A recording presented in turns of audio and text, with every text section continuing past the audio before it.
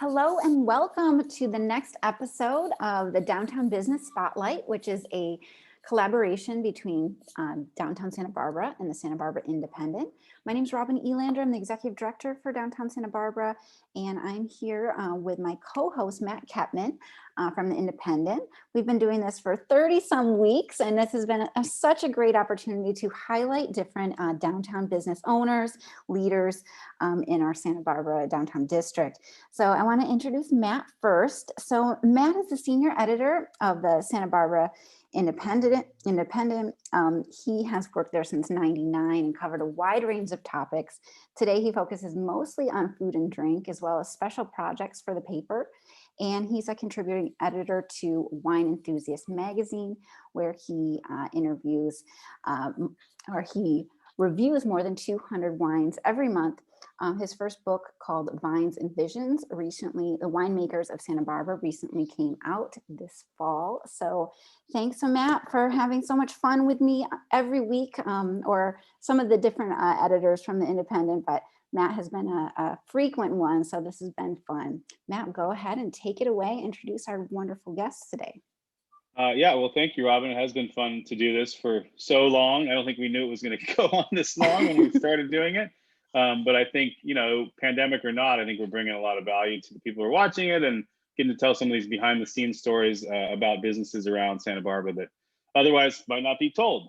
So it's been fun to do, and I'm glad we're still doing it. And I could see it even persisting into the future. And maybe we do this live and in person, which would be a lot of fun too. So today's theme is drinks for a cause. So we have a couple of business owners and a museum officer who are putting on venues that raise money by selling drinks, beer for a cause, or raising tips for guest bartenders, or having musicians perform and raise money for schools or other causes. And then in the case of Melissa Baffa at the Museum of Natural History, they're combining people who produce alcoholic beverages with topics of interest from the natural history world, whether that's geology or whales or entomology, pairing that with wine and drinks and beer and making some fun out of that. So we're going to explore what they're up to, what they've been up to through the pandemic, and what they're going to be up to in the future. So it should be quite exciting.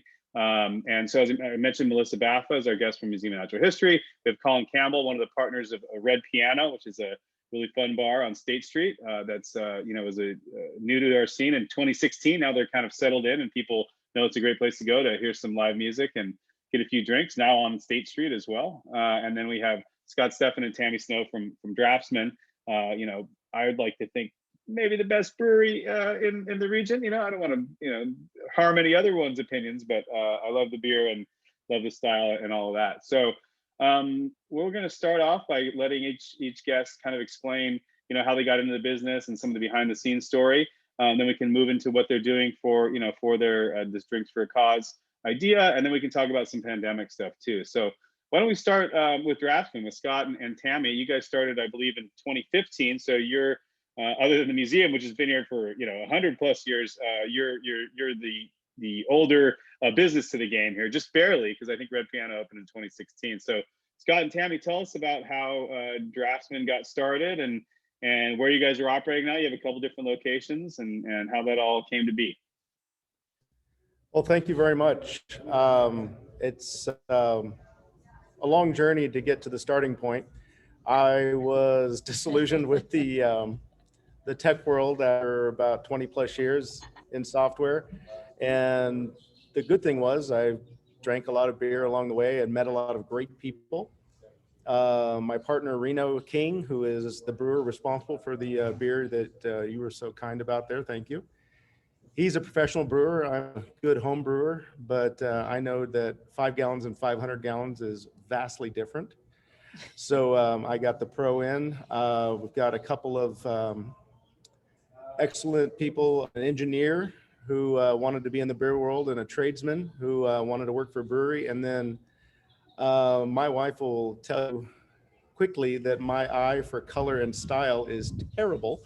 So therefore, I knew that we needed a wordsmith and someone who could work on a palette and make a visual presentation, because says you drink with your eyes first. We got our lease in 2015. Worked for an entire year while we were all working other jobs to build it, mostly ourselves. April 2016, Draughtsmen Aleworks opened its doors and serving beer out in Goleta, California. Our 5-year plan kind of materialized in a year and a half. And the opportunity came to open this little mini public market, Mosaic Locale, with our good friends at Buena Onda Empanadas, who I loved along the way and had been trying for like a year to court and get out in Goleta. But it turns out they didn't have to go that far. So we partnered with them, and then Hook and Press Donuts, who are now leaving us. But they're doing very, very well. But never fear, we have Old Town Coffee. We're bringing Old Town downtown to fill that little great. void. And so you got an exclusive here. They are going to be here, and we are going to just be even better. Sounds So you got- incredible. That's awesome. That's great. So you got your beer. You still got Buena Onda Empanadas as well, because they have Yes. another location on Haley too. And then you've got That's the kitchen. that's the kitchen. Then you got Old Town Coffee coming in. So they're going to sell their coffee, obviously, and then maybe some pastries and stuff like that as well. Pastries, breakfast sandwiches. We're going to extend. They're going to open earlier and stay open later. So it'll be all three of us here. We're more as one for everyone's betterment.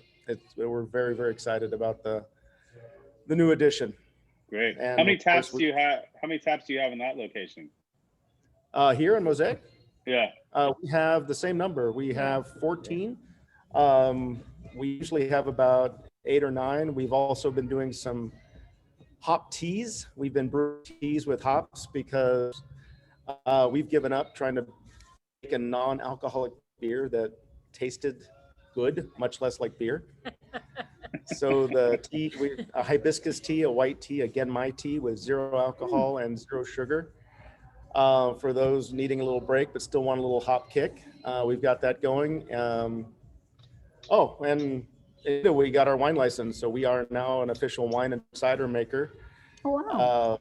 That is crazy, but the ABC in their wisdom, lack of, decided that you can co-locate the brewery and the winery, but you co-locate the satellite tasting room. We are still trying to make that happen down here, but we look forward to happening soon.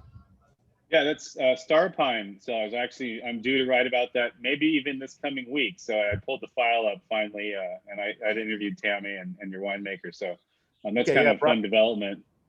He's doing great. He just debuted our Roussanne, which is our second grape to glass vintage after our Rosé of Syrah. And the Grenache and Syrah are still in the barrels, and we're due to in another couple of days to talk about what's coming next. That's so many cool new offerings at that location. And is that also at Draughtsmen and Goleta too, or just downtown? Wine and cider is only in Goleta right now because we're not able to get the wine license out in the satellite room yet. I have a file this thick to submit to the ABC to make that happen. And you have cider too?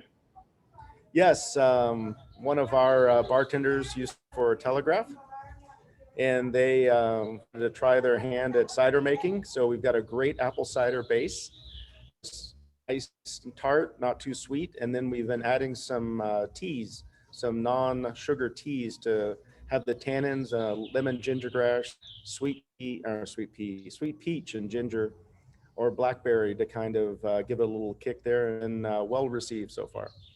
Cool. Great. Well, we'll come back to you to hear how you're raising. I think raising money for causes has been built into your mission since the beginning. So we'll come back to that. But first, let's move to Colin Campbell at the Red Piano. Colin, tell us about your story and how you got into the business in Santa Barbara. Sounds like you guys had a earlier rendition of Red Piano in the Caribbean, right? Yeah, Jason and I have been working together for a little over 20 years now.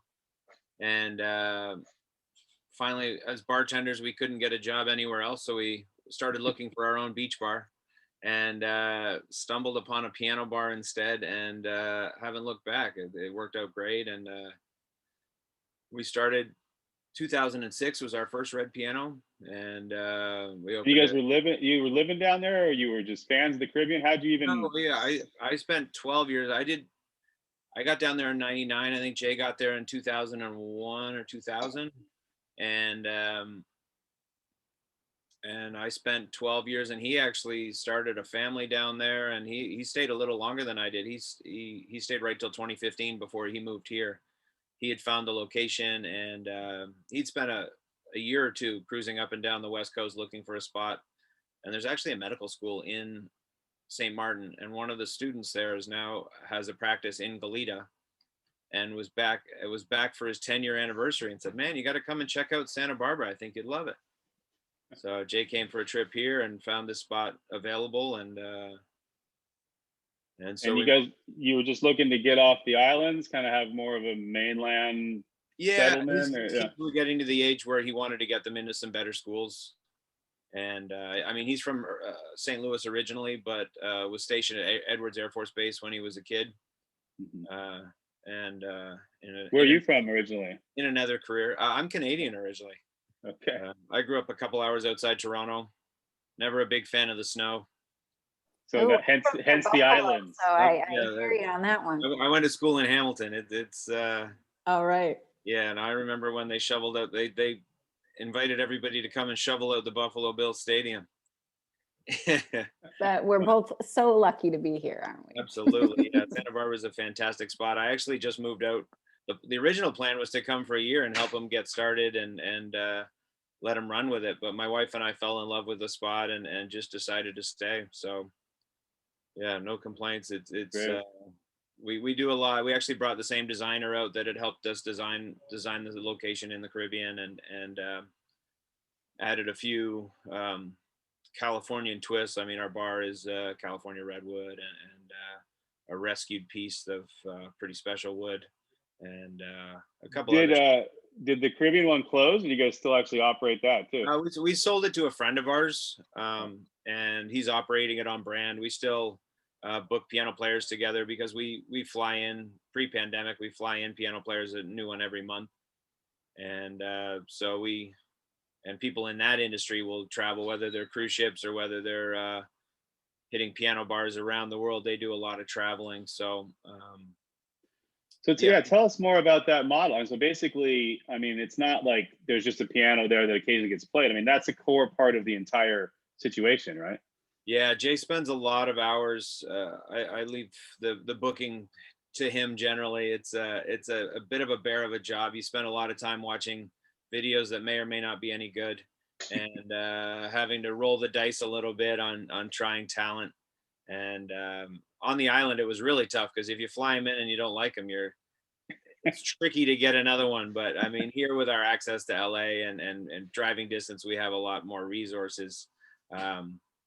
And I mean, we open in the Caribbean, people go to the beach all day, and we were specifically a nightclub. I don't think we started our music till 8 or 9 at night. Whereas here, pre-pandemic, we were starting 3 in the afternoon with local performers and just doing a bunch of different shows daily. Just trying to get. I mean, we're a live music venues. We don't have TVs. We don't have. You can't come down and watch the game while somebody else is watching the music. We're very specific to our love of live music and our support for the performers, and so we make that our priority. So if we're going to go at it, we may as well go at it 100% and book lots of it and try and get the best talent we can get. And how did Santa Barbara receive that? I mean, was it pretty much welcome right away? Was it hard to get people to understand what was happening? It was. I mean, I love our neighbors on our block, all the other bars, especially because we're so different. I think they were super supportive and have always been super supportive, but I think they kind of wondered.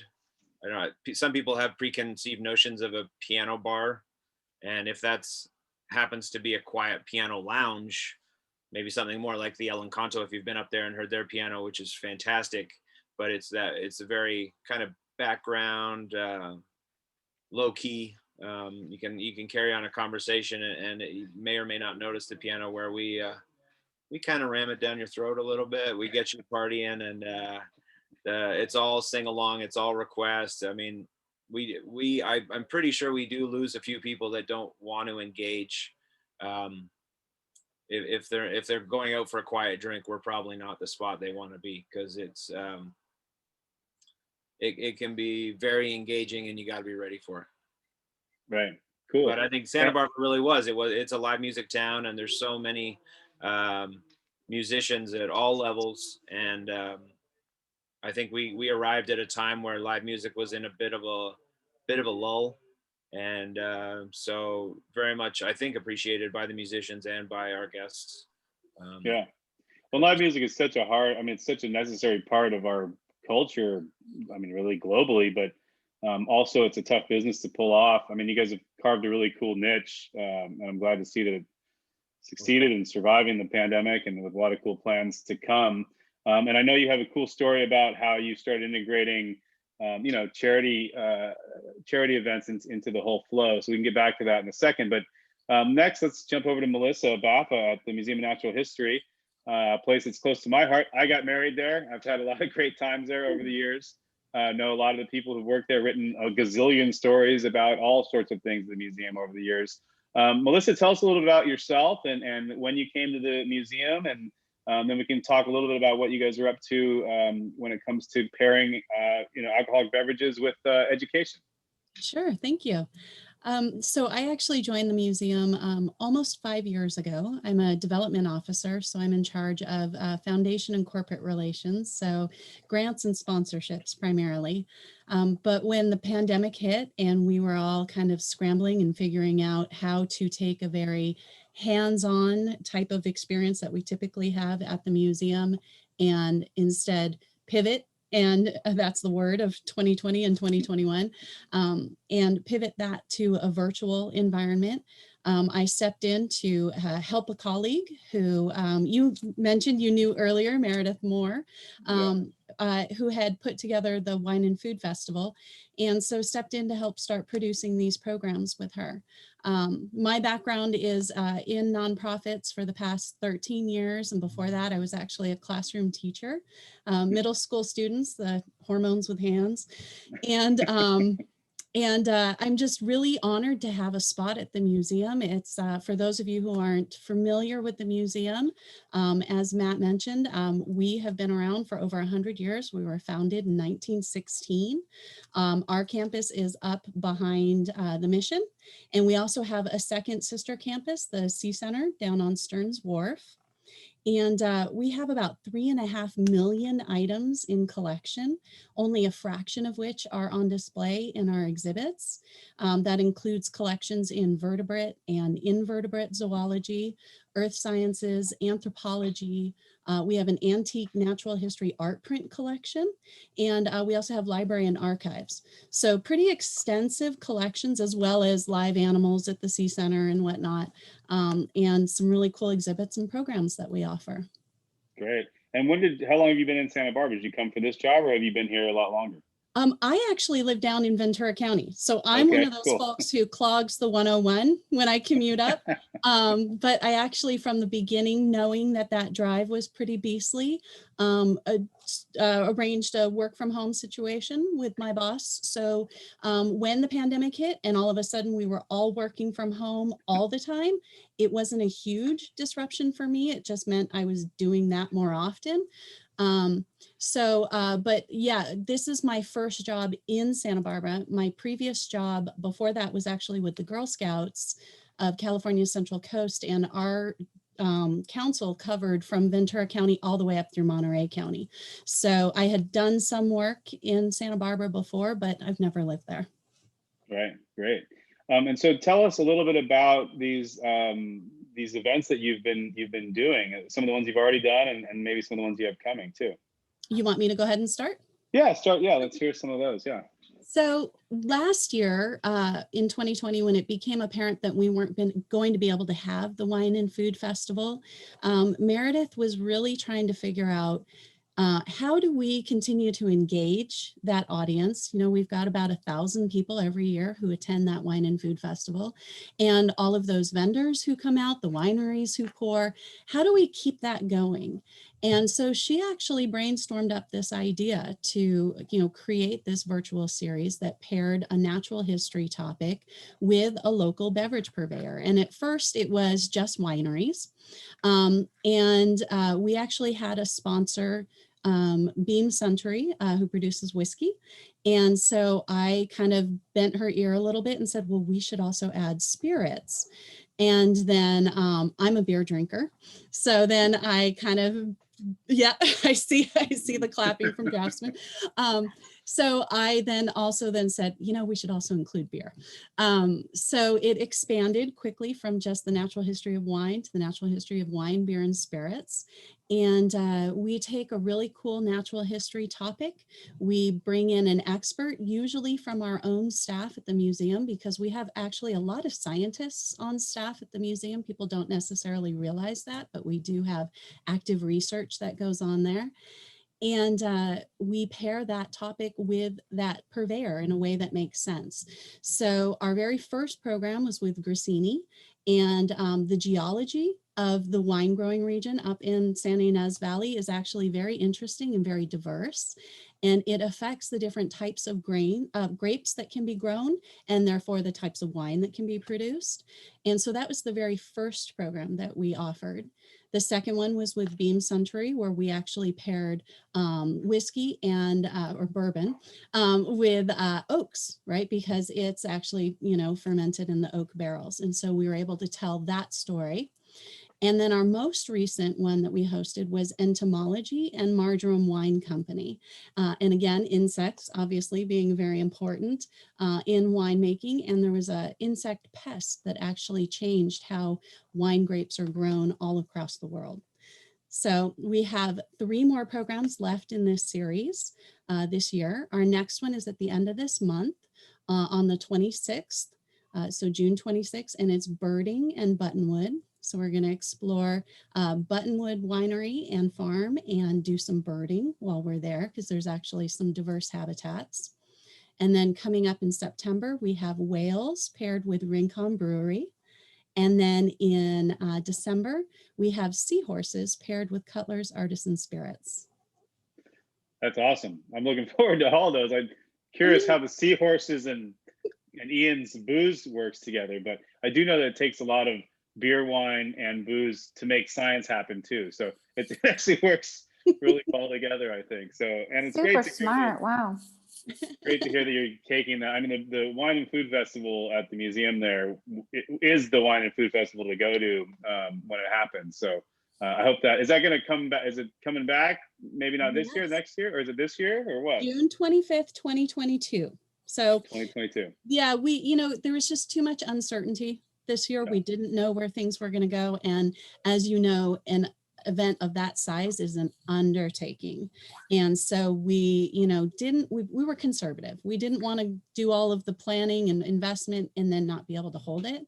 And certainly that's looking like a pretty wise decision at this point. Yeah. So we are definitely looking forward to June 25th, 2022. Great. Yeah, it's the one wine festival that my wife makes us go to. So because it's, we got married there, and it is the most interesting one around, I think. So, and it's in town, which is helpful rather than going to the valley. So yeah, the smart lady. It's a really good event. Yeah, great. Well, Melissa, we're going to come back to you again later to talk about how the museum is beyond these events, how you guys have done through the pandemic, and I know the butterflies are back. You guys are basically open, I think. So we'll talk about that when we come back to you. But Scott and Tami, let's talk about Draughtsmen. And when you guys started, you built in charity into the whole way that Draughtsmen operates. So tell us about that and how that works. Yeah, thanks, Matt. So when we started, one of the key elements to our brand and our ethos of what we wanted was being able to give back to our community, since we're myself and my partners were all from Santa Barbara, Goleta area, and we all work here and live here. We wanted to ensure that as much as we became successful in our growth, that we wanted to give back as much as we can. So we've had events pre-pandemic, of course. many different nonprofits, all different types and kinds. So from the food bank to Isla Vista, preschool to Wilderness Youth Project. you name it.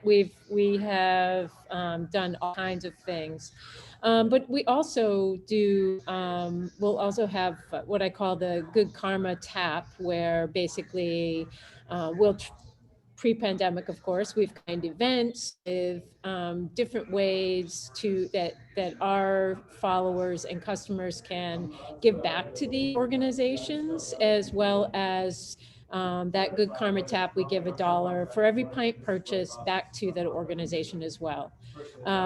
So it allows us. You pick one a month, basically, an organization a month. Yeah, we have been picking one a month. You know, now we're actually just getting back to events right now, following all guidelines, of course. They've all been outside, but we're just getting back to that. And actually we're working with the mission, actually, Old Santa Barbara Mission, which has been hit really hard with the pandemic because they don't get monies from Catholic charities and they're a nonprofit and they get most of their money from tourists. So we created a special beer for them. And we'll have actually an event next week on June 10th, actually from 8, where we'll have music, and many of the friars are going to come down here too, to Mosaic, which will be fun. Beer with a friar. Well, for mendicant, they are travelers, so that's right up their alley. What kind of beer? We'll have music. It is a Mexican amber lager.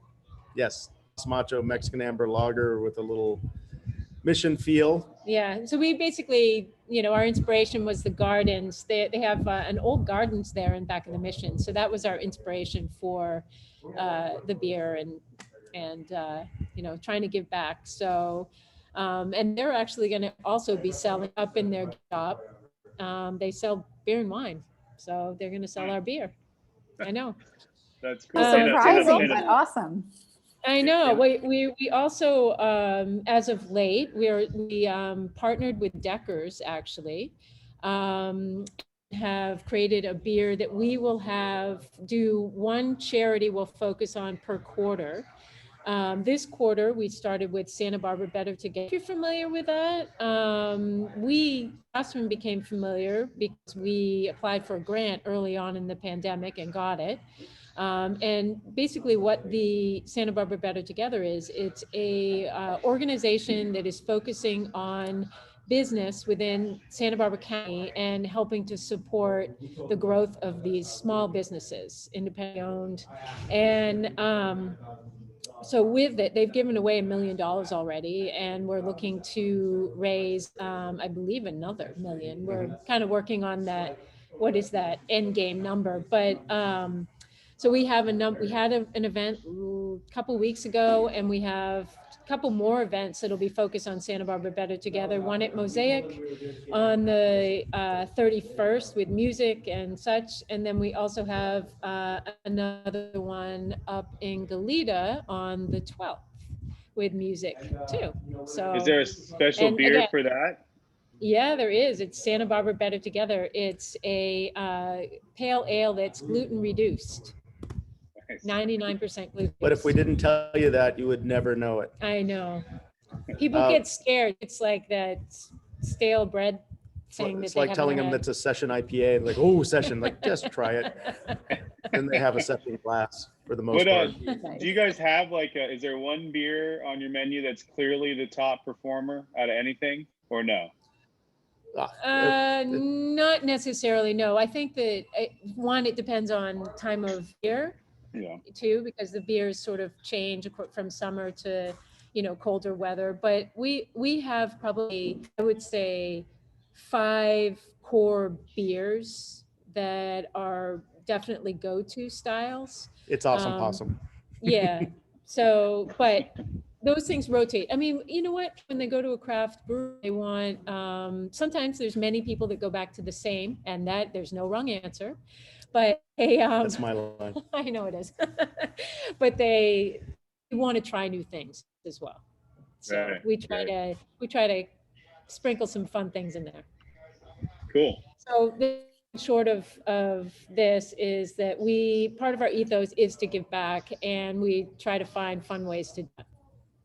Great. Awesome Well, Possum is a particularly good one. So that is a good choice. awesome. Well, we'll come back. Awesome. We'll come back to you guys to hear a little bit about how you dealt with the pandemic and what you're looking for in the future. But let's cut to Colin. And Colin, I know that maybe it wasn't in part of your initial business plan, but charity functions have become a big part of what happens at the Red Piano. I know there's kind of a cool story behind that. So why don't you tell us about how that became part of what you guys do?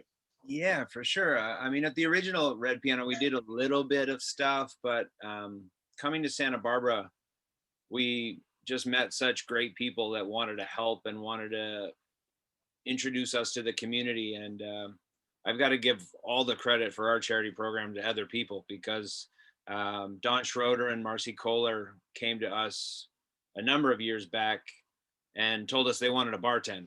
And I'm pretty sure they didn't actually wanted to bartend, but we had a little chat, and they explained this idea of how they could bring in some charities, and their primary suggestion was to do guest bartender events where the charities would put up 3 hours worth of bar staff that my staff would help do the tricky drinks, but pouring beer, pouring wine. If they had any experience, they could make cocktails. I mean, the more they did, the more fun it was for their guests. And then each bartender that had a time slot would bring their friends in, and then we'd have a full bar, and all the tips they raised, plus a little portion of the sales, would go towards the charity. That evolved into ticketed events and some live music events with some of the bigger names around town. Zach Gill was a huge supporter. Kenny Loggins, I believe, did a couple. Michael McDonald helped us out with a couple big ones. And it was Don and Marcy's energy and idea, and introducing us to these charities. And I mean, Dawn managed all the events for the first couple of years as well. She did a ton of work, and then the generosity of the community, just people kept coming out and throwing money at their favorite charities. So we were really just a vehicle for a party, and Santa Barbara and a couple of great individuals put it all together. And I mean, those are big names too for a relatively small bar. And I think you had mentioned before we got on the call that Michael McDonald even flew in one time to put on a show. Yeah, we had his first one was scheduled, and we had the mudslide that shut down the 101, amongst other things. And he's got another place, I think, in Hawaii, and he was flying back, and the highway was shut down. So he chartered himself a little plane to get back on and make sure he was on time. And man, I'm pretty sure his nephew was his sound engineer, and he carried in his own gear, man. He went to town for Greg. He raised $100,000 for CATA, the Council for Alcohol and Drug Abuse, that day. So, I mean, he's a wonderful human being. Wow, great. And your plan to, I know you're still figuring things out pandemic wise, but you plan to keep doing stuff like this? Absolutely. I mean, pre-pandemic, I had just about every Thursday booked for the first half of 2020. And obviously all that fell apart. Now we're starting to reach back out to some charities. There's a lot of hesitancy still, bringing big groups together and how that works. And we're not pressuring anybody, obviously, to get to where their supporters might be uncomfortable. And I mean, the guest bartender model just isn't a model we can use right now. So we're looking more at, we've done Scott Topper and Jeremy Cable from Islay Events organized an event a couple weeks ago for the Teddy Bear Cancer Foundation. They came up with we've built a whole new back patio. So we have a big stage out back with its own bar and 90 seats. And Scott and Jeremy put together a comedy show, which the volume's not too loud for the neighbors, and it's gets people out and laughing, which is very healing after the year everybody's had. So the comedy show idea is something we're doing a little bit of right now. I've got another one next week. Camilla Cleese and Scott Fisher and Eric Swartz. It's going to be a fantastic show on Thursday. But we're still trying to figure it out with the charities as to where the comfort level is with what people are ready to do. I mean, I feel like half the town's really ready to go and half the town's a little bit still hesitant as to what's going to be safe and what's going to work. So we're easing back into it. I mean, if there's a charity out there watching right now that wants to talk about something, I love listening to everybody that's doing great stuff just to get inspiration and ideas and how we can. There's so many great causes in this town, and there's so many people that enjoy funding them. So it's just fun to put them together. Great. We'll come back to you towards the end to just hear a little bit more about your pandemic experience and plans for the future. But Melissa, let's talk about the pandemic with the museum. I mean, museums are obviously a very visitor-oriented place. A lot of indoor space. Obviously, you guys were closed for quite a while there. But how did you weather that? And beyond these events we've been talking about, like how did you keep the museum relevant during those times? And how's it going now that things are opening back up again? It's a great question. Yeah, so we closed down in March like everybody else. But as of June of last year, regulations had lifted enough that we could reopen our outdoor spaces. And so we were actually able to somewhat salvage a season last year during the summer. We were able to have butterflies come to our campus last year. And our staff really stepped up and created all sorts of amazing pop-up programming, socially distanced, and really worked hard to come up with great experiences for our guests. And then, of course, when the surge happened in the winter, everything shut down again. Our C Center had been open for a few months. They were open for a few months during the summer and fall. That closed down as well. And then as soon as we were able to open again our outdoor spaces this year, we did, again, with great pop-up programming and really cool exhibit in our pavilion called Dinorama. And we actually have some staff members, paleontologists who helped to put it together with little miniature toy dinosaurs, but they created these really great dioramas and these scenes with the dinosaurs and walked people through time. And so that was really fascinating for a lot of folks, especially the little kids. On the few opportunities that I had to go and do interp in the pavilion, I have to tell you, it is very humbling to get corrected by a 5-year-old on the name of a dinosaur. But because some of those kids, they are sharp and they know their dinos. And at the same time, earlier this year, we were able to bring back our big animatronic dinosaurs in our museum backyard. So those are now there permanently, grunting and snorting and roaring, and they're super cool and super popular. So we were able to do still a lot of programming and visitation on campus, both campuses, in outdoor spaces. We have been able to open our indoor spaces at limited capacity, but I would say another one of our big highlights over the past year is how much our staff pivoted to offer virtual programming. I saw other nonprofits that really kind of dragged their feet and didn't start offering virtual programming for months and months and months. And our staff really pivoted almost immediately. I would say, maybe a month or 2 months into the pandemic, we were already off and running and doing virtual programming. And our leadership invested in some of the technology that we needed to make it happen. And so because of that, we've been able to stay relevant and continue to offer programming, continue to offer virtual field trips for students once school started back up, and programs for adults and little kids, and even virtual camps for kids. So I would say that, because we were flexible and innovative, we really weathered the pandemic pretty well this year. And I give a lot of credit to our staff and our leadership at the museum for, letting people be creative like that.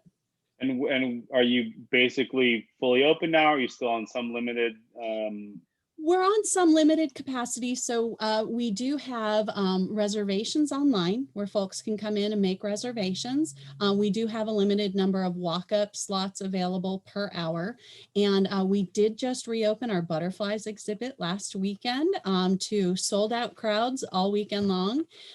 So we've got 1,000 butterflies flying freely inside our butterfly pavilion right now, including at least one species, maybe two, that we haven't had in our pavilion for a number of years. So we're really excited. And again, our butterfly team is awesome in putting together a new experience, a safely distanced experience where people can walk through. They're kind of, put through with a chime, every few minutes to kind of keep the crowds moving through. And, there's interpreters in there talking about the butterflies, answering people's questions.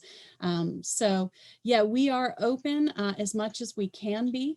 And definitely the public has been responding, which has been great. Great. And you guys don't sell beer there for the parents, do you? You should. I wish. only when we do special events. We do have a number of alcohol related events that we do because it is definitely a part of Santa Barbara culture.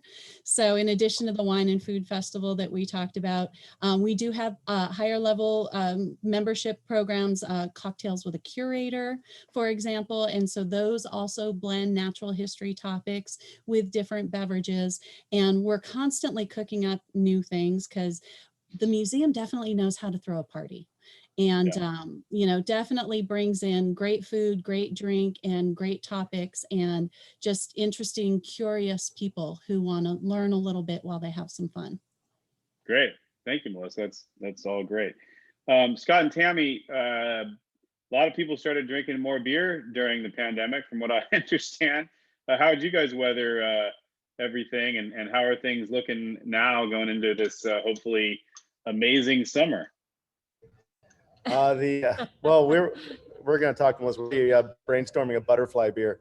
Yeah. Smart.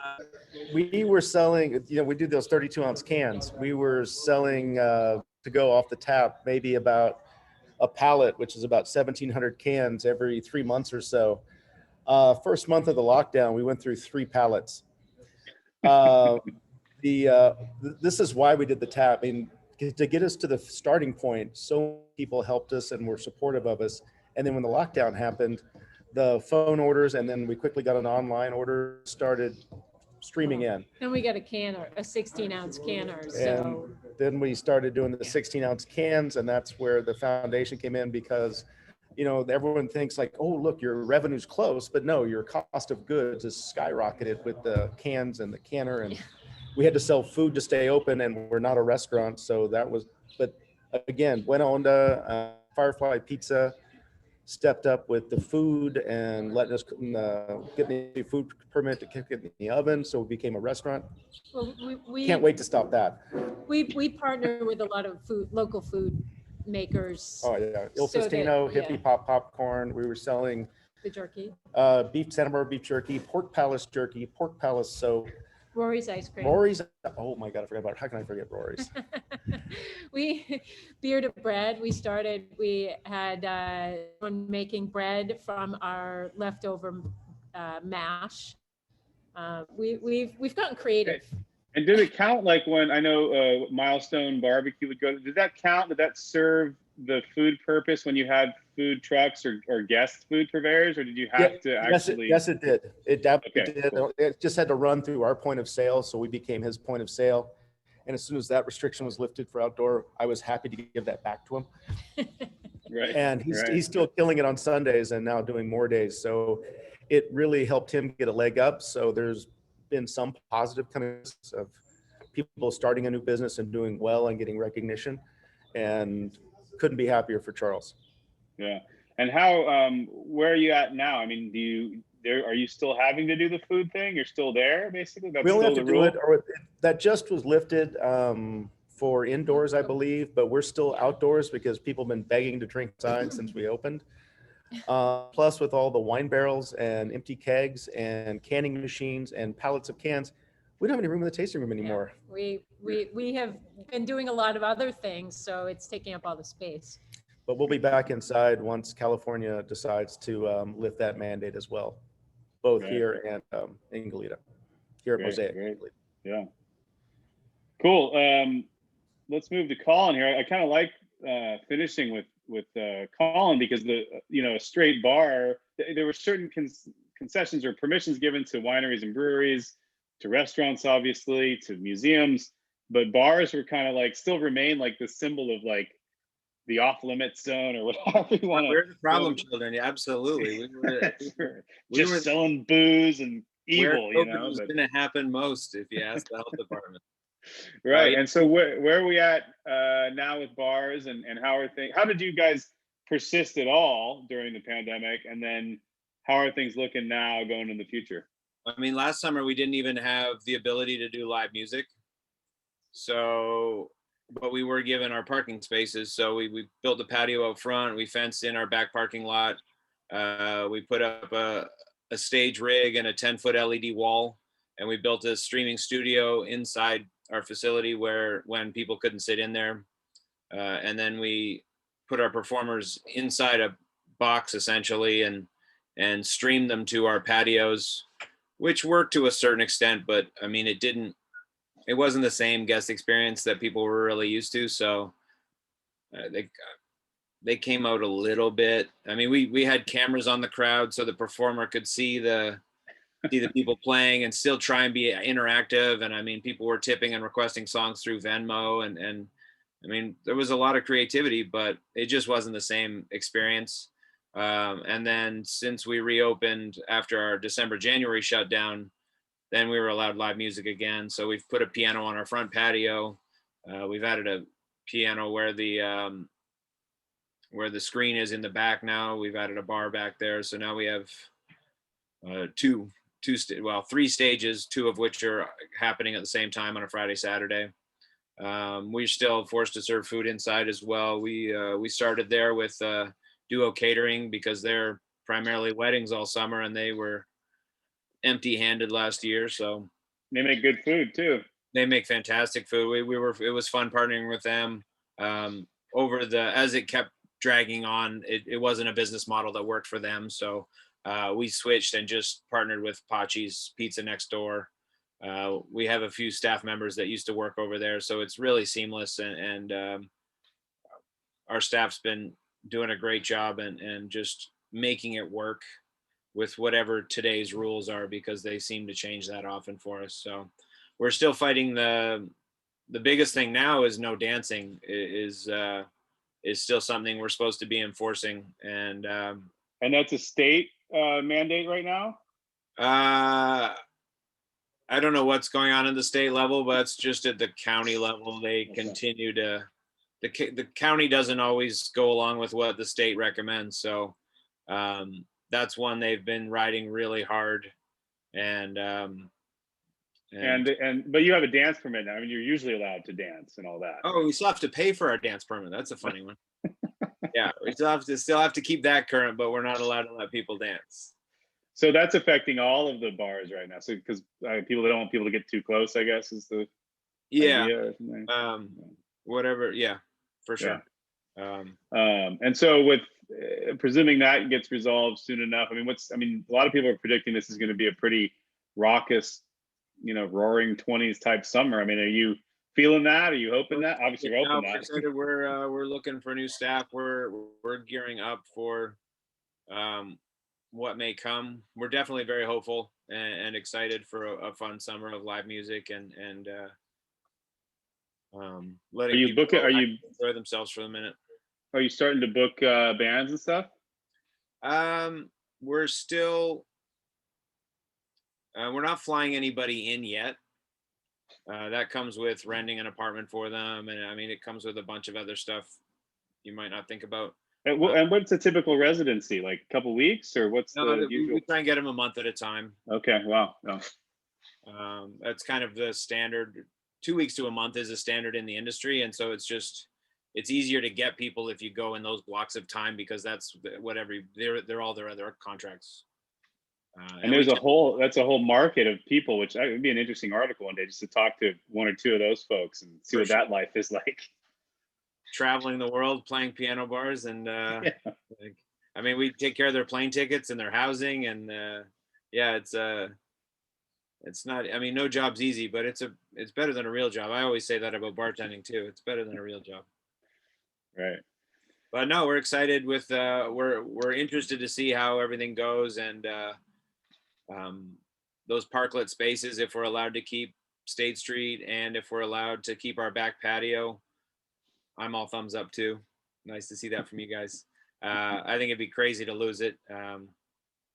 And yeah, no, we're just, if we can keep the back patio and keep our neighbors happy with our volume level, we might be able to recover and keep going for another unlimited number of years.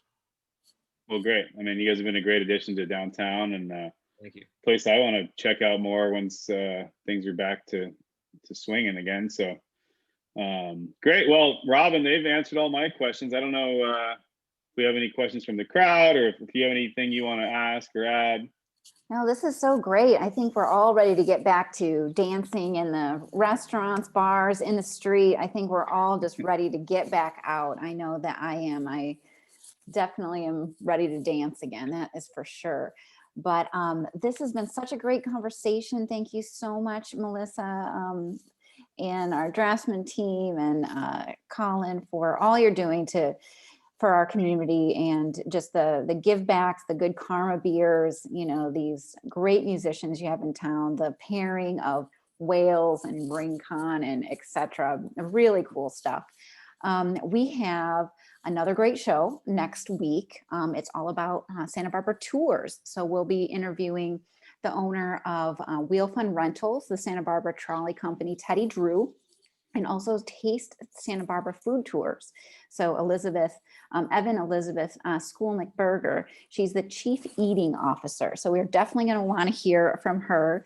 A couple other things that are coming up with the downtown Santa Barbara organization is we are having a beautification day on June 12th. So we're inviting the community to come out and volunteer. We're excited to get back open on the 15th as much as that is allowed for our community. And we're doing some litter cleanup and also some kind of special project beautifications with window installations. So we're inviting artists to submit works to be installed that day and further into June and beyond. So that's happening. We also have the State Street Promenade Market that is today and every Thursday from 3 to 7:30. We're going to be adding music to that very soon. So we're excited about that.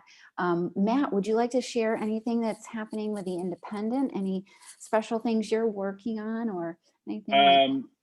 Well, I mean, this week's issue that just hit the streets today, we have a really cool story by my colleague Charles Donlin about Emma Treyas, the new poet laureate. He really gets into her work and has some nice interviews with her and great pictures of her as well. The next week's issue is our annual Blue and Green kind of outdoor adventure guide. So we had to kind of do a different spin. Last year, we just kind of made it about outdoor fun, but we're kind of back to the adventure part of it this coming week. And beyond that, we have some fun stuff coming up through the rest of June. So thanks for asking.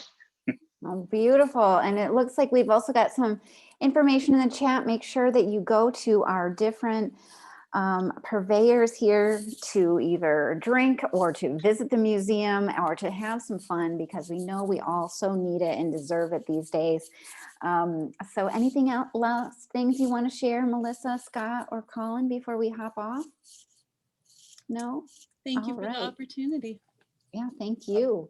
Just stoked we're still here, and glad everyone's pivoting, and look forward to visiting everything and everyone several. Thank you very much. Beautiful. As a craft beer drinker, I am a big enthusiast of Mosaic and Draughtsmen. So thanks for all those awesome possums during the pandemic, kept me going. All right, well, we'll see you guys next time. And thank you so much again. This has been a collaboration between Santa Barbara Independent and Downtown Santa Barbara. Thanks, Matt, again, and we'll see you guys next time. Later. Bye-bye.